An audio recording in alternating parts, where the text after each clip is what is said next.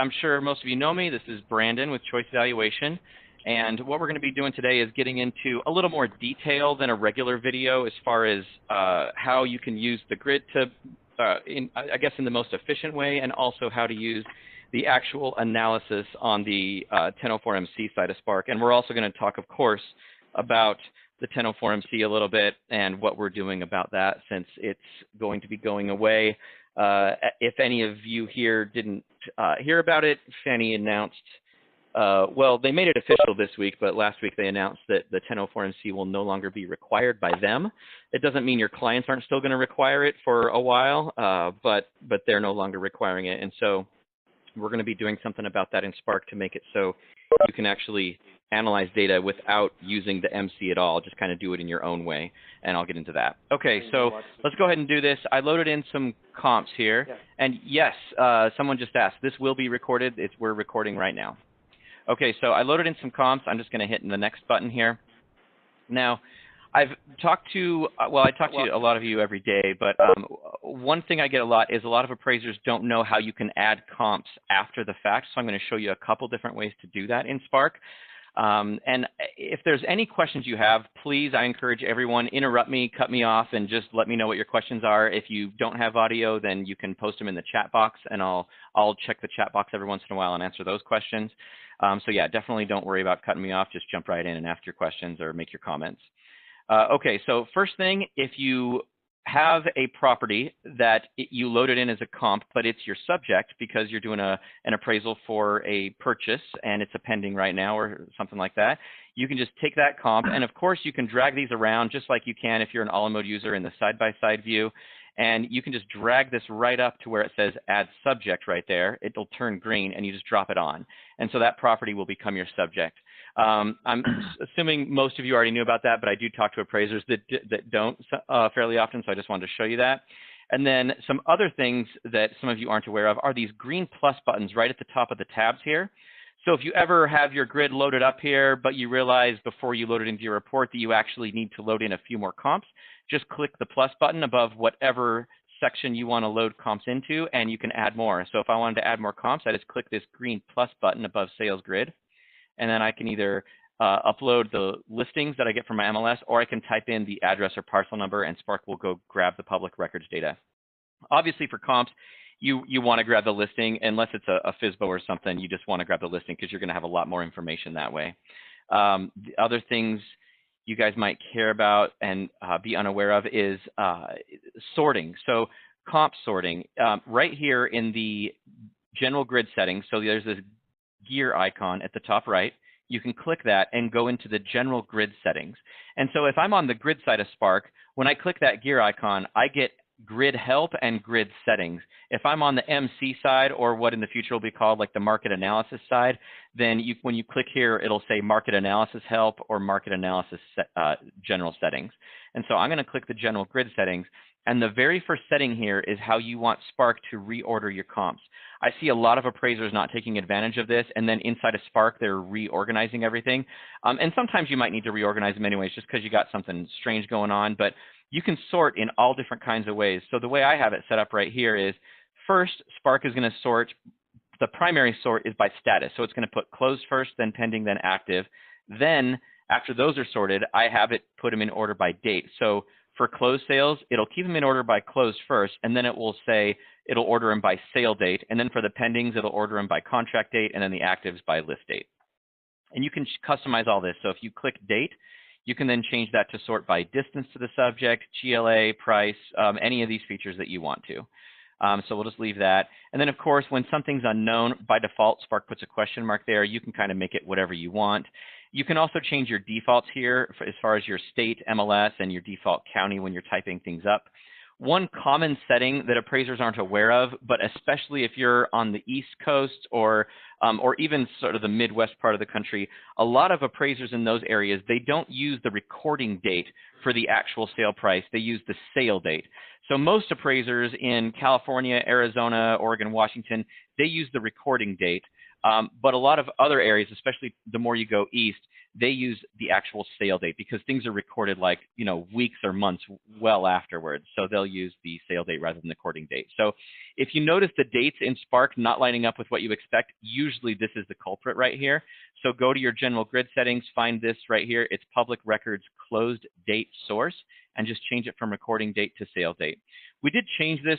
So new users, new customers of Spark, they should get this for what's best in their area. But if you've been using Spark for a while, we used to always have it just default to recording date. So if it's not right for you, just come in here and change it to what you want. When you're all set, you hit Save Changes, and then Take Me Back, and it'll take you right back to the grid.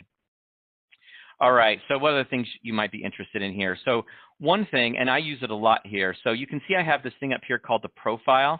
So I use this to go between my profile for how things look in webinars or classes versus how they look in actual reports I'm really doing. So I can click right here where it says webinar as my profile, and I can switch it to one of my other profiles. So when I'm doing non-lender private party work, I use this one, standard right here, and here I'm going to switch over to my standard just to show you. So when I switch over to that, you can see, well, hopefully you can see, there's several lines that are not filled out automatically. So some lines I just do not like to be filled out automatically. I don't like the location line, quality, or condition line to be filled in. I like to do that myself because for some reason in my brain when I'm doing an actual appraisal, I just forget those. If I see neutral residential, I forget to actually go and verify it. And since Spark doesn't know the location or the quality or condition, I don't like it to put in anything. But you can set it to put in something if you want to. So when I'm on that webinar profile, I'll switch back to that right now. You can see Spark puts in, Q3 across the board, C4, and neutral residential for location. I just personally don't like that myself, so I switch over to my personal profile. And other things you can do is, let's say you have a client who they always want maybe 3 years back for transfer history instead of just 1 year for your comps. Then what? And sorry, I was talking about the comps there. So by default, Spark does 36 months for the subject and 12 months for the comps. And maybe most of your clients are happy with that, but maybe you have, client ABC always wants your comps to go back 3 years instead. Then you can create a profile just for that client and have it always default to 36 months for your comps as well. That way you don't have to worry about clicking here, changing the settings, saving it, and then on the other clients going back and rechanging it back to 12 months. So that hopefully would save you a little time there as well. And some appraisers, in fact, I know quite a few that use this to differentiate between condos and SFRs. So what you'll do is you'll have this profile for your standard SFRs, but then maybe on condos, you like these bottom 3 fields to show something different because you don't care about pools or exterior features or maybe fencing. You just want maybe these to be blank or show something totally different. So you'll set your main profile up for your SFRs, and then you can have a condo profile, so it'll load in those bottom 3 lines totally differently. So that's what some appraisers use it for. All right, I'm trying to think if there's anything else you might care about on the grid screen. Everything here is pretty self-explanatory. One other thing I've had some questions on recently is the age. So I'm just going to click on actual age over here on the left and show you. And by the way, if you're not familiar, everything on the left that's in blue is something you can click on to customize the way that data is going to go into your report. So right now I'm going to click on actual age. And now here is an important setting that a lot of appraisers aren't aware of. So you can base the age calculation on 3 different things. I think all MLSs other than 2, you can do this. And so this should apply to everyone here, hopefully. You can base it on your effective date, your contract date, or your sale date. So obviously, if you base it on your contract date, what that means is it'll take the year built that we get from either MLS or public records, and then it will figure out the age based on the date the property went under contract or the date that the property sold. And then some appraisers just like to base it on the effective date. So whatever you put in as the effective date of your report, Spark will use that to figure out your age based on the year built. Now, there are a couple MLSs where we don't get year built. We only get age. So for those, these settings are a little bit different. I'm assuming that doesn't apply to people here, but if so, then you'll notice these settings will be a little bit different. All right. I think that pretty much, unless anybody has any questions, that kind of covers anything I wanted to talk about here. There isn't a whole lot to cover on the grid. I think I wanted to spend most of the time covering the market analysis side. But just in case, I do want to show you these bottom 3 features, because there are a couple things we've added to these. So I'm just going to click on the first one under Porch Patio Deck, which I have set to pool features. So I'm going to click that. And then right here, this is something we added maybe 6 months ago, I think, or maybe 12 months ago. You can now combine this feature with something else. So for example, we had a lot of appraisers in, I think, the New Jersey, Pennsylvania area say that they wanted pools to be combined with fencing. And so what you could do is say, put in your pool features here, but then combine that line with fencing. So I could do this. And now pools combined with fencing. And so here's what it looks like. When I save that and go back, you can see, now I don't have fencing information here where I am, but it would have the pool information and then whatever fencing you had. I just don't happen to have any fencing here in this particular area, but in most areas, in most MLSs in Spark, you will have your fencing information there. So you can kind of combine any feature with any other feature that goes down there. And so you can see when I click combine with, I do have quite a few things I can combine it with here. So you can kind of choose what you like and then do it that way. Okay. So let's get out of there. And then the last thing, I think this really is the last thing I want to show you on the grid, is we also recently, well, by recently I mean in the past 6 months, added a feature where you can tell Spark to essentially disregard certain information from the agent, or from the listing, I should say. So for example, this is a commonly used one. You can see here it says forced warm air, central air. So I got my heating and my cooling there. But Spark is using what the agent says. So if the agent says there was evaporative cooling, it's going to put in whatever you tell it to put in for evaporative cooling. And the same with all of these features. But let's say you don't ever want to trust the agent. You just want to, across the board, just always say a certain thing, regardless of what the listing says. So you can now click on heating and cooling, and there's this option at the bottom, override MLS and public records, or public records with the following. And so I can just say test, test. And so I can do that.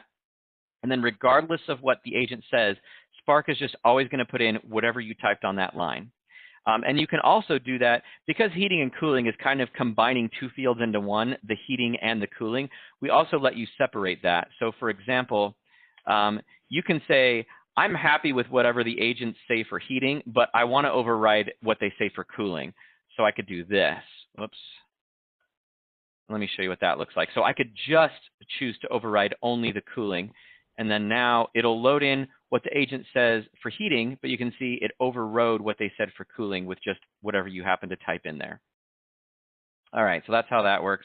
Let me just get rid of that and call it.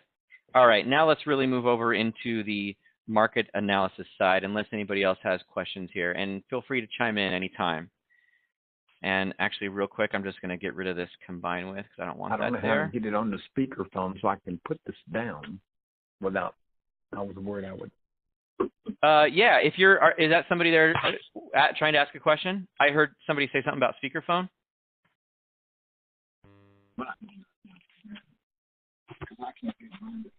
All right, anyways, if anyone, just chime in if you want to ask a question.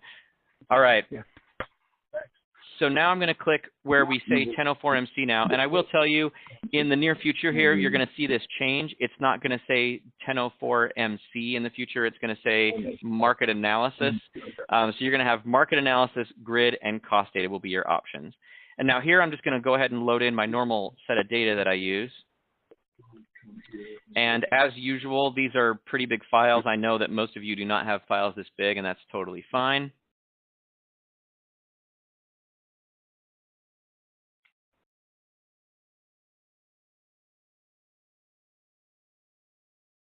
Okay, and we're just loading in this last set of data. All right, and then of course this is 10 years worth of data, so that's why those files were so big. I'm not going to load in any of the alternative data, but I will get into exactly what that means later on here. Okay, so here's the basic screen that you're used to seeing. This is how it looks now, and this will be changing a little bit. Or a lot, depending on what choices you make in Spark. So, and I'll show you this, I think, towards the end of this class here, but we are going to be changing the screen. So you'll be able to see the 1004MC if you want to, or you'll be able to switch over to a totally new view where things look quite a bit different because we're not going to use the 1004MC anymore. We're going to let you kind of set up the analysis however you want to. All right, so essentially, I mean, I know all of you have probably seen this. You got the 1004MC, you've got your page 1 low, high, and predominant information, your page 2 data, and then, but the important part here is the actual analysis. And so I'm hoping that you guys here either and gals either, yeah, go for it. What if you've got a client that still wants to include the 1004MC? Oh, yeah, absolutely. And that's why I was saying you'll be able to choose. So what we're going to have is just a switch up at the top here where you'll be able to use this view where you see it just basically like you do now, although we're going to tweak the top a little bit to be a little more, I don't know, user-friendly or clean. But we're going to leave this, starting from 1004MC down, we're going to leave it totally alone. So it'll work just like it does now. Or you can choose to switch over and look at the analysis in the new way, if that's what you choose. And to be honest, the new way is really using the back end of what we built for the 1004MC, which is what I'm going to get into here. So, and good question, by the way, thank you. So right now, what you do is if you want to use the analysis that Spark can complete here, is when you hover over these boxes, you see these trend preview boxes, and they show you, the market's going up at 0.6% and 0.2%. And that's based on, well, these right here are the default settings in Spark. But what I would encourage you guys to do, and gals, is customize this so it's analyzing your market the way you want, not the way I set up the defaults in Spark, because you might not care about that. Set it up the way that you want to see the analysis. That way, it kind of performs the calculations exactly the way you want, and you can quickly see the results of those calculations you wanted it to do and make your decision about what your market's actually doing. And the new format we're going to be building will let you do that, but it'll just be slightly more customizable because you won't have to rely on this format of the MC where we got, sale price is the 5th row down and housing supplies the 4th row down. You'll be able to kind of customize all that, and you won't get these 3 columns of data either.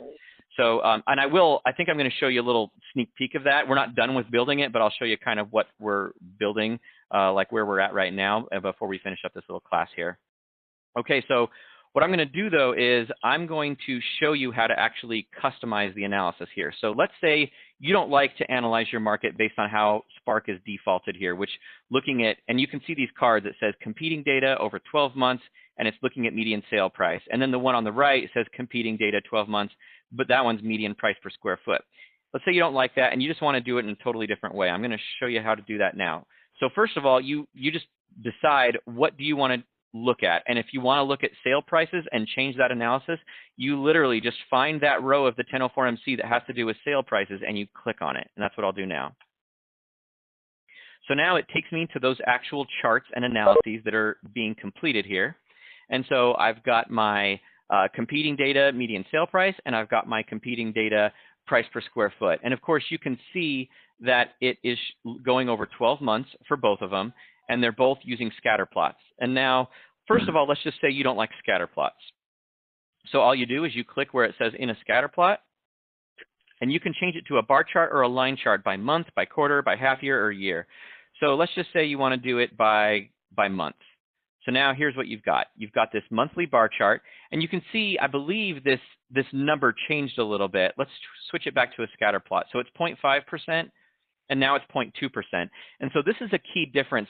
When it comes to analyzing your data, this is really important here. So when you're analyzing data, not for prettiness, not for how beautiful the chart is, but for just the statistical accuracy, a scatter plot is by far the best way to analyze the data. Grouping data into months or quarters or years, or the 1004MC, how it groups into 3 unequal periods, the 6-month, 3-month, 3-month, that is a much less accurate way of getting results on your data. So simple regression performed on a scatter plot where it takes into account every individual sale, that is much more accurate to what's actually happening in your market. And you can see that based on price per square foot, it's going up at 0.2%. But if I switch this to a monthly scatter plot, or to be closer to what the actual 1004MC does, so we've got the quarter, and then, of course, the 1004MC kind of combines these into one, this 6-month period here. But this is kind of what the MC does. And you can see that things are now going up at 0.6% a month instead of 0.2. And immediately you might think, well, how can that possibly be accurate? How can it be 0.2 and 0.6? But the reason is is because the regression is performed on these groups of data rather than the individual points. Initially, when we created Spark, we considered using regression on the individual points, but actually creating the bar chart. But that created a lot of confusion because the regression line could be very different than what the actual bars showed. So you can imagine if this line was only going up at 0.2%, you'd be able to probably tell that that wasn't accurate, that there was something wrong going on. And so our beta testers would say that, you know, things aren't looking right, what's Spark doing wrong? And that was because the regression line was matching the actual data points versus the bars that were showing up. And so things just looked wacky and your clients wouldn't like it. It was ugly. So what we did is we run regression on whatever you're choosing. So if you choose quarterly bar charts or quarterly line chart, then Spark is going to run the regression on those 4 numbers rather than, when I switch this back to a scatter plot, rather than running the regression on these 68 points of data. It runs it on those 4 points of data. So this, again, much more accurate. And in statistics, that's basically just called data loss. So when you group things together, you get data loss. And that's why the numbers are different. So some appraisers, they just like giving the bar charts because they look a lot nicer. And here, let me show you an example. So let's just, I'm going to add an analysis here. And let me actually go back to that in case you haven't seen this before. Let me go back. So right here, there's this add analysis button, and that's what I'm clicking on. And so what it's doing is Spark is letting me add another analysis to this chart. So instead of analyzing my competing data, I'm going to analyze my neighborhood data. And for most of you, the neighborhood is going to be a bigger set of data. So what we would hope that you do, although I know not all appraisers do it, and I understand your reasoning, but your competing data should be what you, the appraiser, say is actually competing with your subject property. And the neighborhood data should be based on all of those properties in your defined neighborhood boundaries. So if you're doing an SFR, it'd be all the single family homes in those defined neighborhood boundaries. Or if you're doing a condo, it'd be all the condos in those defined neighborhood boundaries. So when I can look at my neighborhood data set, and I'm going to choose to analyze, and you have a whole bunch of choices here, and it's all context sensitive. So when Spark knows you're analyzing sale prices, it only gives you options here that have to do with price. So I can use original list price, original price of my actives, original price of my sales. I can use sale price, price per square foot, average price, median price, all those things. You have options here. So I'm just going to choose my median price per square foot, and I'm just going to leave it at that for now. So now when I say I'm done with that, you can see what I've got here is I've got my competing data, sale price per square foot, and I've got my neighborhood data, price per square foot. And you can see they're fairly similar, a little bit different, but 0.2% and 0.4%. But now, what I was getting at here is, and I'm kind of being long-winded here, is some appraisers like to see the actual true analysis, but what they want to send to their client is the pretty chart. And you can absolutely do that. And so I created the analysis I want here, but let's say I want to give my client the pretty chart that has the bars in it, which I think most people agree looks better. So I can click Clone Widget right here. So it makes an exact copy of what's up here. And in fact, let's just get rid of this one for now, just to make this easier to look at. So now I've got both here. They're exact copies of each other. And what I'm going to do here is instead of a scatter plot, I'm going to do that monthly bar chart. So I got this. And so now I can say, include this chart in my report. Now this one you can see, this one is not going into my report. It will go into my work file because Spark will put every single analysis and every single chart in your work file. So this will be here for you in your work file, but what your client sees will be the prettier chart. And you can even go in here and click on these cards, and you can change the trend line, which a lot of people think like best fit. You have these choices for trend lines. I just choose best fit a lot of the time. Spark will choose whatever version of those trend lines best fits the data points. And let's do that for the neighborhood data as well. I'm just going to change it from a linear trend line to the best fit. So now this, I think many people would say that this chart is a lot easier on the eyes than this thing with, you know, over 100 dots in it. So I've got this, and even if I wanted to, I could just do this. And so this chart, you know, kind of nice and easy on the eyes, prettier to look at. I'll give that to my client, but I'm going to base my actual decisions, and I'm not going to show my client maybe these numbers. I don't need them to see that it's going up at 0.6% versus the scatter plot only shows 0.2. There's maybe no reason for you to actually describe all that to your client, because do they really care? As long as you're doing a good job of analyzing the data, that's the important part. So you show them the chart you want to show them, and you do your analysis on the data you want to do your analysis on. And you can choose to put comments in your report based on whatever you want. So if I want to put in my comments right here based on this analysis, I just click that, and I can say include in comments. So now it shows a quarterly analysis was performed on 68 competing sales. Over the past 12 months, the sales within this group had a median sale price per square foot of 137. And I can choose to include various other information. So I can say, yeah, I want to show the client what the low and high is, or the reader of the report. So it'll say, okay, the median was 137 with a low of 94 per square foot and a high of 170. And I can also choose to include periods and the regression result.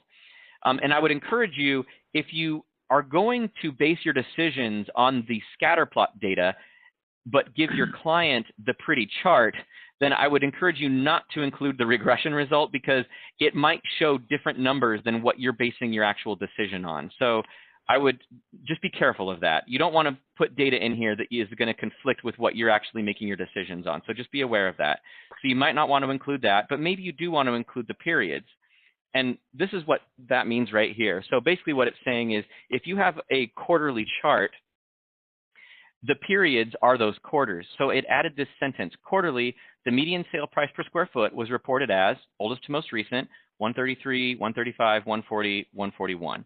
And so that you can know, if you want to include that, go for it and include it. If not, obviously don't put that in there. But this might be a nice thing for those of you who don't want to use the 1004MC. You can still give your clients some information regarding each period or each quarter or each month or each year or whatever, but you don't necessarily have to give them this complex set of data. You just give them those 4 quarters.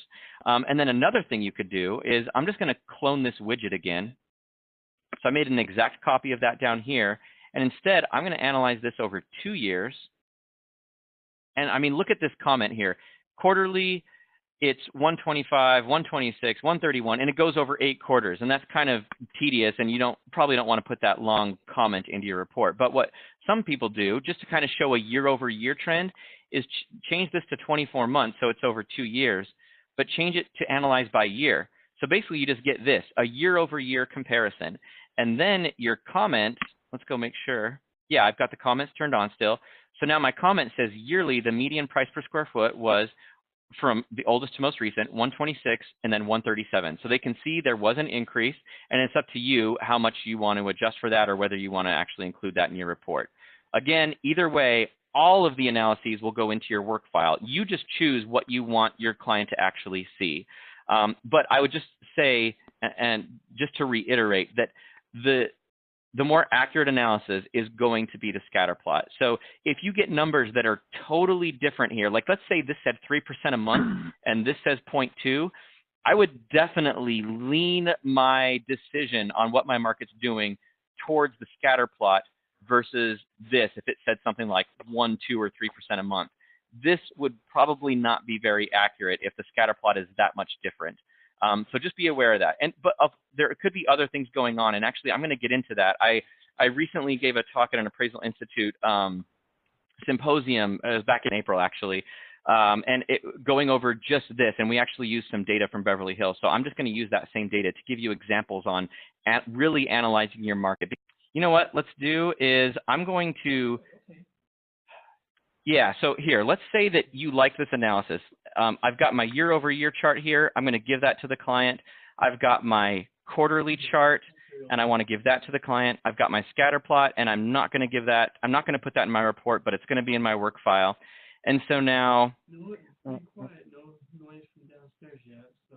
sorry, is somebody talking? I can hear. I can't tell if you're asking a question or not.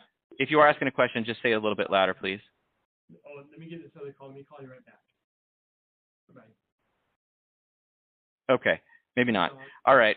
So so here we go. So actually what I've got is I wanted to put these two up top here, and then I've got my main scatter. Actually, you know what? I don't want that. So the way Spark works is, in order to not clutter up the first screen where the 1004MC is, we just show you the analyses for your first 2 charts. And if you want to really dig in deeper, you just click into this screen so you can see every chart. And so what I would encourage you to do in this case is actually do this. Do her job, yes. Here we go. So now we've got the scatter plot, which is, these are the numbers I really care about. I got the chart, which I think the client might care about, and then I've got my year-over-year chart, which I don't really care too much about personally, but if you do, you might want to put this up top, and I'll show you why. Let me just show you that here. So I hit go back, and so now, you remember, if you remember, when I hovered over these checkboxes, there were 2 cards, the median price and the median price per square foot. Now when I hover over it, it shows me all of these cards. It's those top 2 charts that I thought were the most important. It's showing me that data. So again, I can hover over this and I can see that those 0.2 and 0.4%, those are the 2 numbers I care most about. So maybe I'm going to call this stable. And I can see that what the client's going to see is that chart that shows the 0.6, and then you can just make your decision if that's really what you want to do or not. But the whole point of all of this is you set up Spark to analyze data the way you want to, and what that means is you're going to be able to come in here, and regardless of how inaccurate the 1004MC is, you're going to be able to come in here and not only put in comments based on the actual data, however you want to give that to your client, but also make accurate decisions pretty quickly based on how you like to analyze the data. All right. So one other thing, though, that I didn't show you that's important is you can click show data. And so for a lot of you, I know some of you are trend sheet users, and you like seeing the actual numbers. So first of all, when I hover over these bars, Spark will show you the data. So so you can hover over these and see how many properties actually comprised this quarter. There were 16, and the median price per square foot was $141. If you want to dive in even further, you can actually click that bar, and Spark will show you those 16 properties and all of the data, and you can sort it. So if maybe you had a bar that was looking really high, so I can sort this by sold price and see, okay, maybe there was a really high sale in here. You can either choose to right-click and remove that sale if you decide, you know what, I should never have included that, it shouldn't be there, or maybe it's a typo. The agent had a typo in the listing for the sale price, and maybe it didn't sell for $254, it actually sold for $244. You just type that in, and then when you hit go back, Spark automatically updates everything, including all the MC calculations, all the chart calculations, the regression results, and it updates basically all of it. So then now your numbers are all accurate based on what you typed in. This can especially be handy when you're looking at a scatter plot. If you see one dot that's way above everything else or way below everything else, you might want to take a look at that. And again, on a scatter plot, it's just as easy. You find the dot you want to dive into, and you click it. And when you click it, Spark brings up the grid of all those dots, and it highlights in green the one that you clicked on. So I can look at that, find out what's going on. I can sort, do whatever, and change it if need be, or remove it altogether. And Spark will put into your work file a separate PDF of all of the properties that you removed as outliers. So you always will have that in your work file. If anyone ever questions you, like, hey, how come we got an average of, or we got a median of 215 and you got a median of 210, if that ever came up, you could just go into your work file and see, oh yeah, I removed this as an outlier because of whatever reason.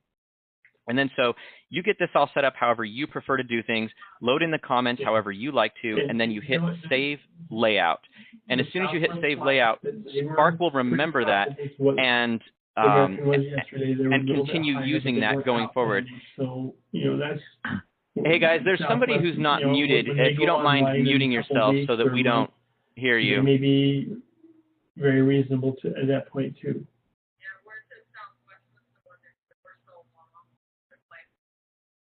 There we go. I just muted everyone. If you try and talk and I don't hear you, just put something in the chat box and I'll unmute you. I tried not to unmute everybody and just get the person who was talking, so hopefully I didn't get you unnecessarily. But let me know if so. All right. So now we got that covered. And I told you about how you can save your layout, so Spark will remember that going forward, so you don't have to come in here and set this up every time. And then basically what you do is you go through and set up the various rows. So housing supply, you click on housing supply, you set up Spark to analyze and put in comments based for housing supply however you want to. Or if you don't want any charts and you don't want any comments, you can just completely turn it off and have nothing go in there. And then one important thing I forgot to show you, and sorry, I'm just going to go back in here and show you, is this. So this might not be a big deal right now in most markets, but I think maybe it will coming up here soon, is you can choose to show the analyses here with or without distressed sales. So let me just show you what that looks like here. So I'm gonna turn off this neighborhood analysis I built.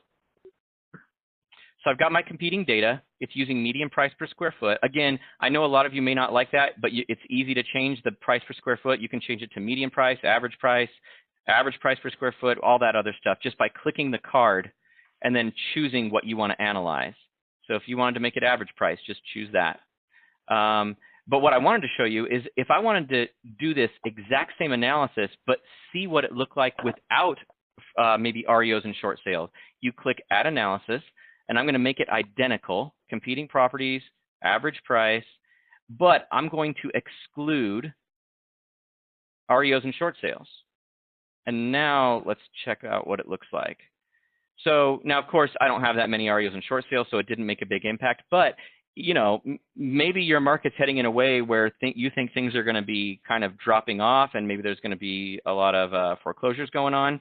Then this might be important to you in the future. So you can kind of show in your chart, here's what it is straight across the board, and here's what it is when I remove distressed sales. So that might be able to help you down the road. All right, so let's get back out of this.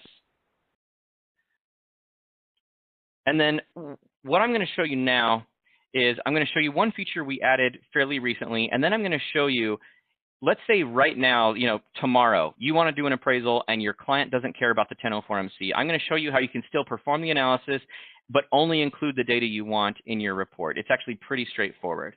And actually, one thing I forgot to show you is the same applies to these checkboxes for your one-unit housing trends.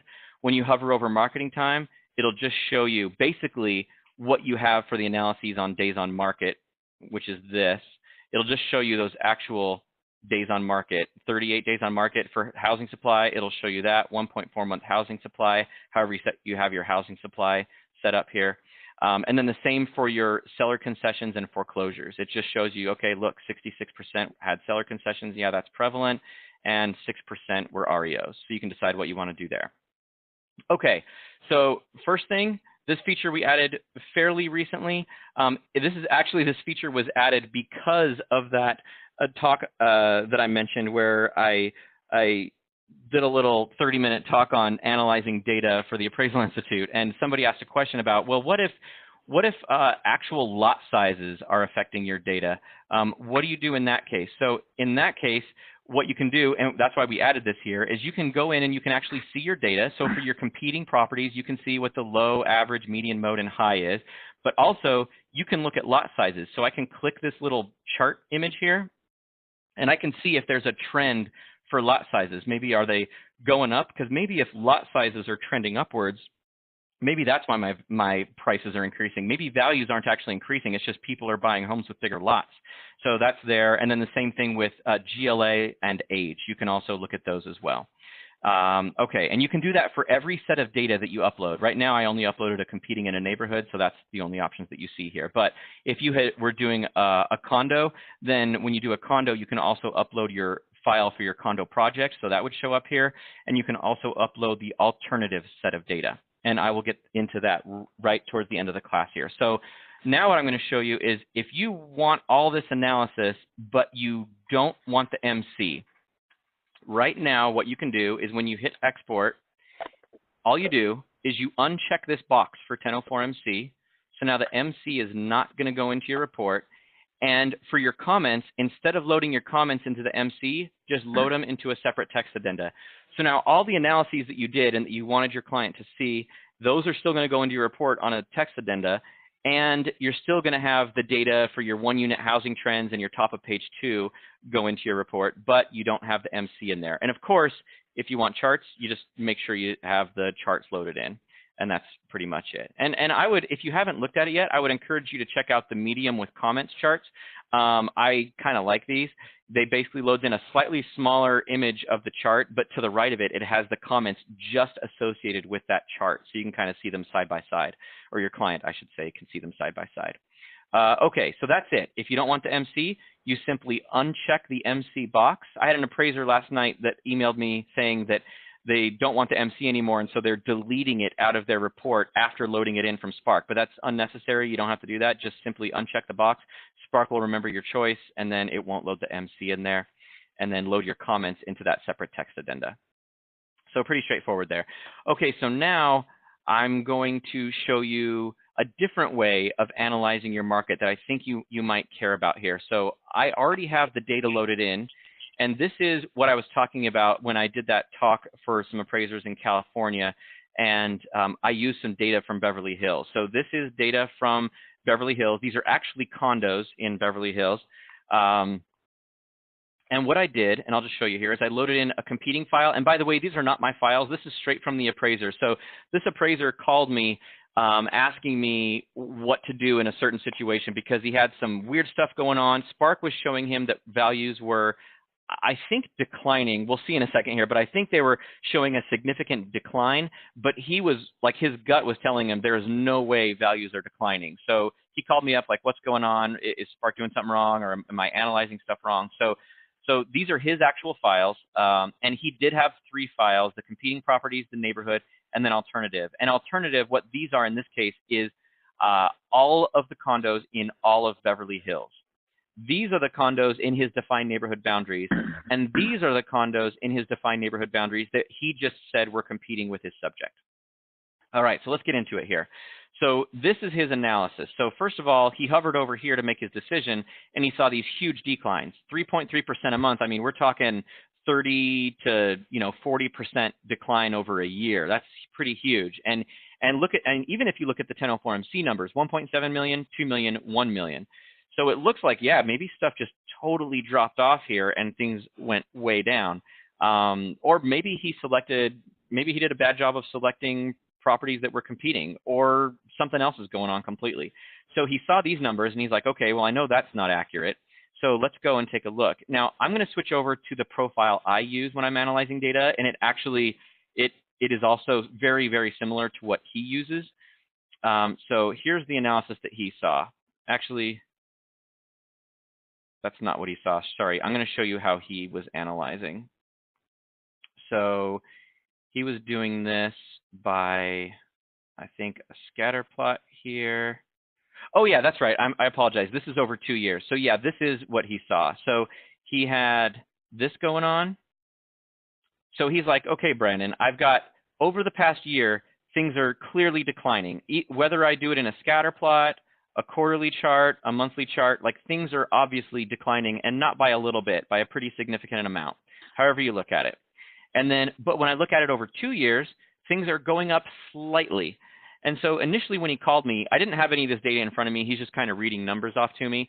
I was thinking that basically what's happening is things were increasing, and then starting right around the 9 to 12 month period, it just started declining, and by quite a bit. Not enough to cover how low it was 2 years ago, but enough to cover that from here to here it's going down quite a bit, like this, like 20 to 30% a month. So that's how it sounded to me on the phone, and to me it sounded pretty straightforward. But he's basically saying to me, like, listen, I know things are not declining right now. I know it, and so he looks at his competing data, it's declining. He looks at his neighborhood, it's declining. And this is price per square foot. So then he also tried it using median price. And so let's do that. So I'm going to click Clone Widget, and let's switch these over to median price or average price. It doesn't matter. It all shows the same thing. So I switch these over to median price, declining by even more. So instead of negative 2.3, now it's negative 3.3. And then I'll switch the neighborhood over to median price. Same thing, even bigger. I mean, almost 50% a month. I think that's like 40-something% a year, I should say, not a month. So these are huge declines, and he's like, I know it's not going down. I'm so confident. And so then we looked into it. We even went in and looked at the raw data. So let me show you what we did here. So we went over to modified data, and you can actually look at the data itself.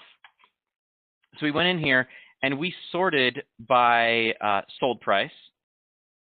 And we went in and looked, okay, oh, actually, you know what? We sorted by sold date. Let me show you this. So, because I wanted to see, maybe people are just buying smaller houses, and maybe that's what's going on. And so anyways, we dove in. People didn't end up, it wasn't that they were buying smaller houses. That wasn't what was going on. We tried looking at things in all different kinds of ways, and either way, it looked like things were declining. And so I was like, okay, so how big are these data sets? Because there's something going on. If you're right, then there's something going on if things aren't actually declining. And so if you look at it here, you can see the competing data is 23 sales. It tells you right here. That's 23 competing sales.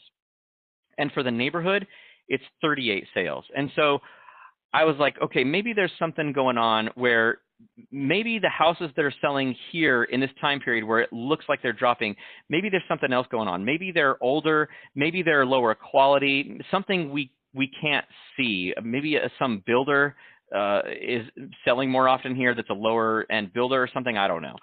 So in the end, what we did was we said, okay, these are such low data sets.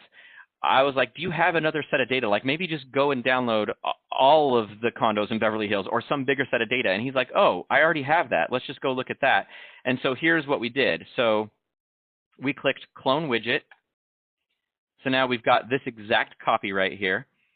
And all he did was he switched this neighborhood data to analyze the alternative. And again, the alternative in this case is whatever you want it to be, but for him, it was all of the condos in Beverly Hills. So I click this, and I switch it from neighborhood to alternative, and it's a much bigger set of data. And look at that red line. Instead of going down like it was before, it's just like pretty stable. And you can see the number, positive 0.1%. So in most people's eyes, that's just dead stable.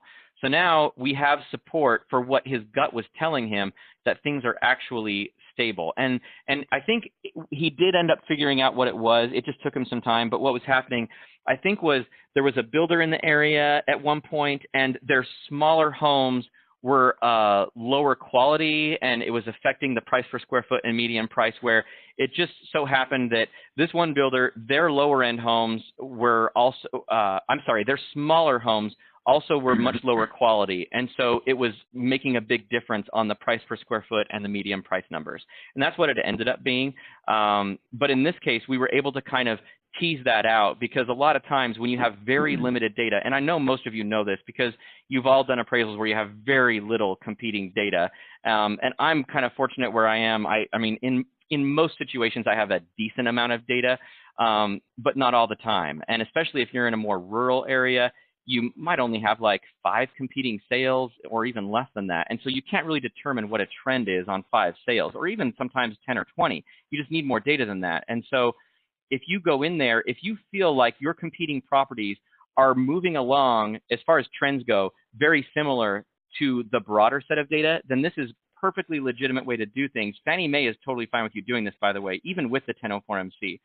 As long as you describe what you did and why, they're totally fine with that. And so that's what he did in this case. He just described, there wasn't enough data. It just so happened to be that the more recent sales were lower quality, blah, blah, blah. So it looked like it was going down, but it's really not. And he just described it. So that was just a really long-winded way of saying that, if things are not doing what you're expecting, it's very possible that you're right. So go in and maybe dive in and look a little deeper. Maybe upload another set of data, or maybe check out, compare your competing with your neighborhood, or maybe look at 12 months and 24 months. Or, I don't have more than 24 months loaded because I don't think the appraiser got more than 24 months, but maybe look at 3 or 4 years instead of 2 years.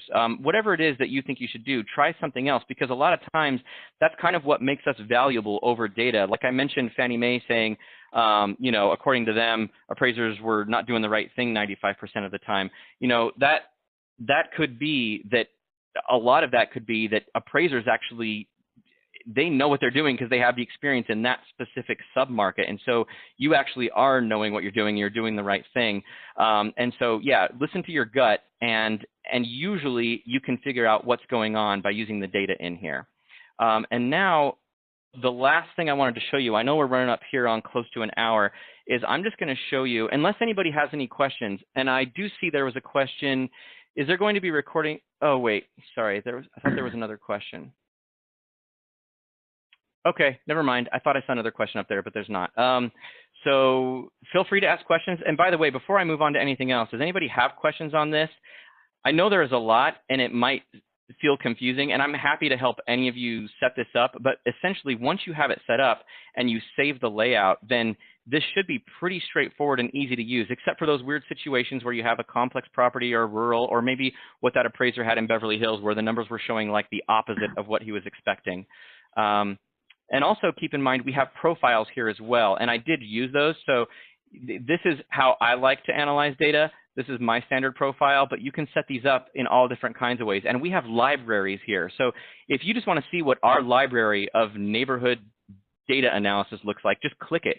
And Spark will copy our library of analyses into yours. So you have yours plus ours. They'll all be in here. And you can see that this is, it says your profile. So I've got all my profiles in here. And then I have the Spark library of profiles. And you can choose from any of those. So when I switch over to the standard profile, it'll say, are you sure? And then you can see instead of showing all those analyses, now I'm back to just the original two that are the defaults in Spark. Okay, but no other questions so far? You guys are making it kind of easy on me. All right, so the last thing I'm going to show you then is kind of our idea of what the new, I guess, trend analysis is going to look like in Spark. So let me show you that here.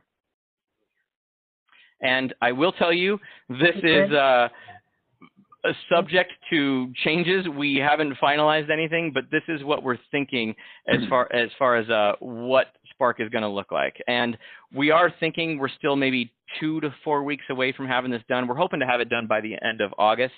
But yeah, well, you never know how things go here. Yeah, go for it. Question regarding, oh crap. That's all right. Take your time. I just lost my train. You space it? Yeah. Well, if you remember, just interrupt me and ask it. I apologize. Yeah, no worries. All right. So. Oh. Yeah, okay. Go for it. Those what you just did as far as the way you set up your grids and you show those different all those different for quick analysis. Do we have to be in a report to do this, or can we go and update our libraries or our standards without having to go into Alamode and oh.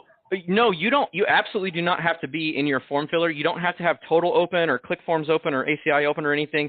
You can just go straight into Spark. I think the only requirement is that you upload some piece of data. So here, let's just try it out real quick.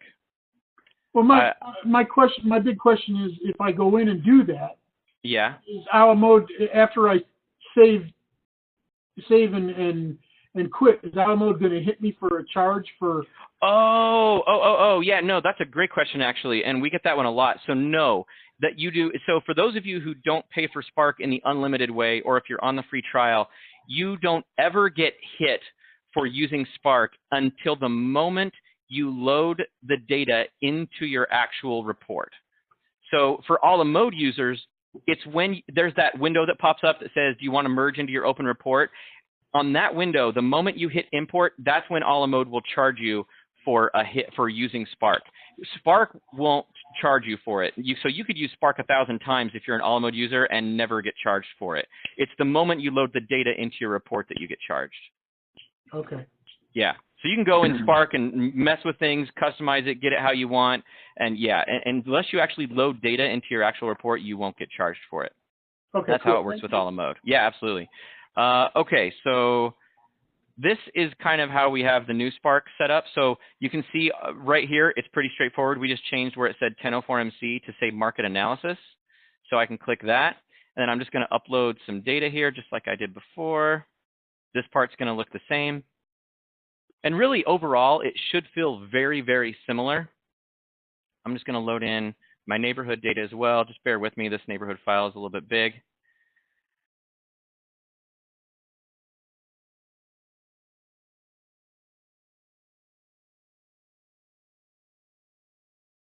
Oh, I apologize. There was an additional question, I think. And yes, in case you didn't hear it when I said it before, there will be a recording of this, and we are going to post it. And I will, once we get it posted to YouTube, I'll just send out the link to the video to everyone who signed up for the class here. All right, so now I'm going to hit next. And so, well, here we go. This is what it's going to look like, basically. At the top, you're going to have a choice of using what we're going to call Legacy 1004MC or the new Trend dashboard. And essentially, it's those what before was a trend preview box, we're showing you those boxes here. So instead of having to hover over checkboxes and then look at it and make a decision, those trends are just going to actually show up here. And when you hover over each feature set, so for example, this is sale price. This one is sales days on market or marketing time, housing supply, list price ratio. You can set these up to look at them in whatever order you want, or even remove some. So let's say you don't ever care about analyzing distressed properties. You can just turn that off, and then Spark will not include that analysis. So now that's just gone. And if you, maybe for you, if housing supply is the most important thing you want to look at, you just click this little icon here, the hamburger icon, and you drag it up to the top. So now that's your most important one. It's right at the top. And so you can kind of see things that way. And then these little eyeballs, they don't work yet, but when you click on that, it'll show you, I'm not sure if it's going to be on click or on hover, but when you go to this little eyeball, it's going to show you the chart. Of course, you're going to be able to click housing supply and go and look at all those charts just like you can on the MC. So just like when I click this, what you see here, this screen, you'll be able to get to this exact same screen. This is like the meat of the analysis right here. So you're going to be able to get to this exact same screen. But the way you would do it is you click on the feature you want to analyze. So if this information isn't enough and you need to see more or you want to customize it, you just click on sale price and you customize it. And we might even make it so if you click anywhere in here, it'll take you to that analysis screen. I'm not quite sure yet how we're going to do that. If sale price is clickable, it'll turn blue because pretty much everything in Spark that's blue is something that's clickable. So we'll turn that blue if that's the case. And we have right here, it says view, edit, analysis. So that will take you right into the analysis as well. We're just not quite sure how we're going to do all that. But basically here you have your setup of, if you remember, the default setup in Spark was to have two of those blue cards, the competing data using median sale price and the competing data using median price per square foot. And that is essentially these two right here. Now, if I change my profile over to mine, how I like to analyze data, you're going to see these change. So instead of just those two, you're going to see all four that I like to see. So now I can see this. So these are the four that I like to see. You can make your decision. Okay, yes, I think this is declining, and move along and keep analyzing. It's just the same way, basically, stable, increasing, however you want to do it, you mark it. And Spark will tell you, if sale prices are increasing, that's a good thing, so it turns green. If housing supply is increasing, that's a bad thing, so that turns red. And then I think what we're going to do is up here at the top, somewhere right here, we're going to add some space, and we're going to put in an overall, like some kind of speedometer type thing that says, okay, you had 2 negatives and 8 positives. So, if housing price is increasing, that's not good. That's a negative, even though it's increasing is the word. So let's just do this. Whoops, let's change that to declining, and distressed properties declining. So we got a green, green, green, green, and then 2 reds. So Spark would show you at the top, okay, you had 4 green and 2 red, and it had kind of like a little speedometer saying most of your choices were towards the positive side of things. So then you can kind of decide to do whatever you want with that, just to let you know. It'd just be a little cue up here to let you know. And then also you have the property values. So this is just for your comments. If you wanted to say, sale prices are increasing or sale prices are declining.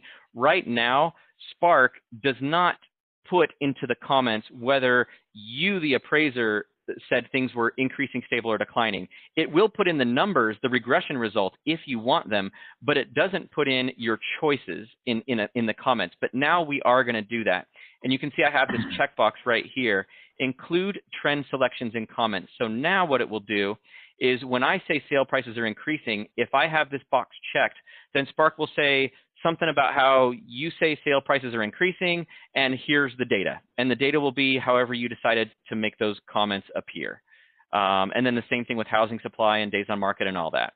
So that's kind of how it's going to work. It's very, very similar to the old 1004MC way, the only difference being that you're not kind of stuck with those 1004MC numbers, and you're not stuck with analyzing data in the same way or in the same format that the MC is set up. But the charts will still be built the same. You'll just be able to decide the order and have more control over, you know, like putting in information about comments and all that. You still have your low, high, and predominant here. We just put it into this little button, so when you hover over this or click it, then it will show you your low, high, and predominant and your top of page 2 numbers. We just decided those really weren't things you really care to see all the time, so we're just going to kind of put them behind here so you don't have to have your screen all cluttered up. So yeah, do you guys have any questions or comments on any of that? Okay. Yeah, I do. Yeah, go for it. Question regarding when we insert this or when we upload this to the 1004 or whatever. Yeah. It's typically the neighborhood, you know, on page 1 up at the top. I use that for the neighborhood. I don't use that for competing. So absolutely. So am I going to get when this is exported into the form, am I going to still have the option to keep it at neighborhood and then having my competing information will be included on the text addendum? And will we be able to separate the neighborhood from the competing? Oh yeah, absolutely. So so for your first question, the low, high, and predominant numbers always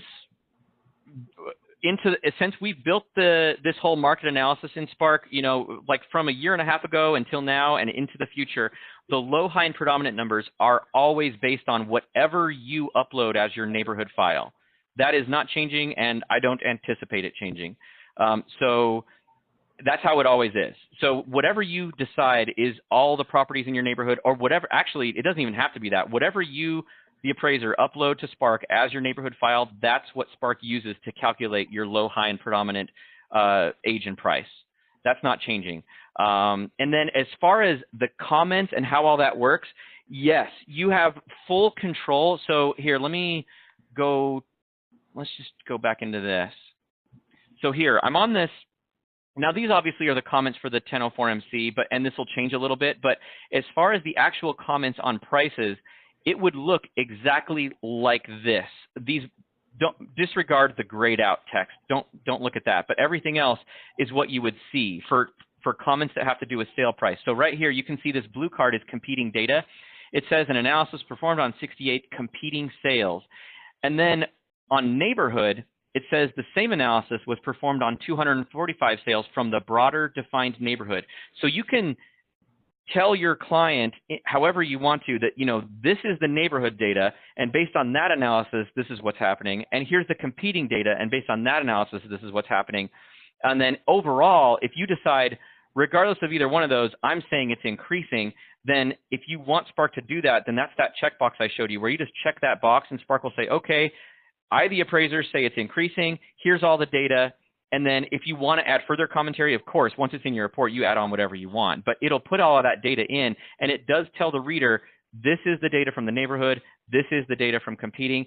And if you don't want any comments from the neighborhood, you don't put them in. So you just, where it says including comments, you just turn that off. And now there's literally no comments in here based on my broader neighborhood. Or maybe you're the opposite and you don't want any comments based on your competing properties. You just click where it says competing data and you uncheck that box. And now that's gone. So you kind of have full control over what exactly is going to go in and what's not going to go in there. Let me know if I didn't answer your question all the way, though. No, that's good. Okay. All right. Okay. I went way over my time here. I'm 8 minutes over. I'm happy to stay, though, if anyone has any questions. But otherwise, we'll go ahead and call it, and I'll post this on YouTube and send out the links if anybody missed anything. Any questions, though? Comments? Thanks, Brandon. Yeah, absolutely. Thanks for the questions. All right. You guys have a good one, and thanks for taking your time to watch this.